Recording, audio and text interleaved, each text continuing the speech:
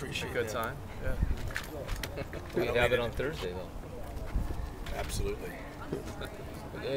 Quarterback like Foles, what makes him so difficult to defend? Gets rid of the ball quick. They throw the ball really quick. Smart, knows what coverages you're playing, so we got to disguise some. That's going to be really important. But he's a big guy like Roethlisberger, however you say his name, the guy from Pittsburgh. Okay, I was close, but you all knew who I meant. Okay, I didn't fool anybody. So he's a big guy. He's not much of a runner, or he hasn't been. But he's got a good arm. They got good receivers. They got a good system, and he gets rid of the ball quick. They haven't been able to establish much of a run game. Your priorities always seem to kind of shut down the run. I mean, do you like to see them one-dimensional, or no matter what, Foles presents some problems? They seem like they want to throw the ball. Yeah. They're averaging close to 400 yards a game throwing it. I think you always got to run the ball a little bit to keep everybody honest.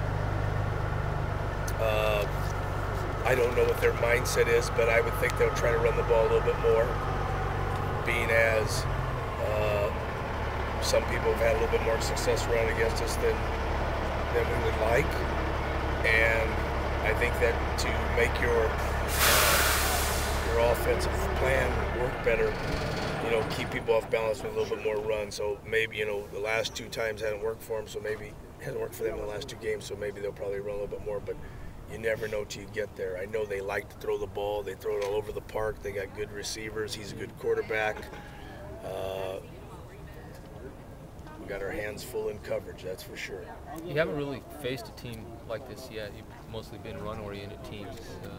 You embracing the challenge, or are you looking forward to facing a team that's maybe more what you see in the Pac-12? It's interesting because you're right. The first team we played, LSU was a 2-back ace type of team.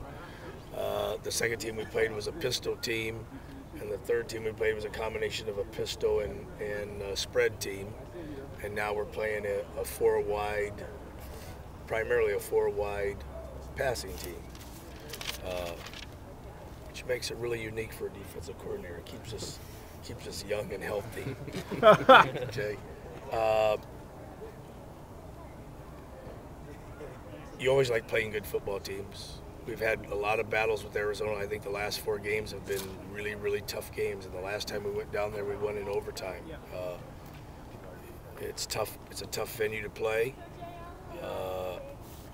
They're to a certain degree like a wounded animal, for lack of a better word. They need a win. They're hungry. When you play on the road, you need to match that intensity, and it's key that you don't turn the ball over, or you take it away in our case, and you play great on special teams. That's the way I look at it. Facing a pass-heavy team, do you feel like the secondary assumes an even greater role in performing up to their level this game compared to other games? Absolutely. I mean, it's going to be a real challenge. I say the challenge because that's what it's going to be. But a lot of people think that just the secondary is involved in the coverage. Right. We're going to have good coverage by our underneath linebackers, and we're going to have a pass rush also. So, I mean, there's 3 phases of that thing to making good coverage. If you can pressure them, or you can rush them with 3 or 4 and put pressure on and drop guys in coverage, have more guys in coverage, there's different ways of doing that. And we'll mix and match in that regard. But the bottom line is you gotta either rush them pretty good and play them tight, or you gotta just have good underneath coverage in your zones. It will be tough.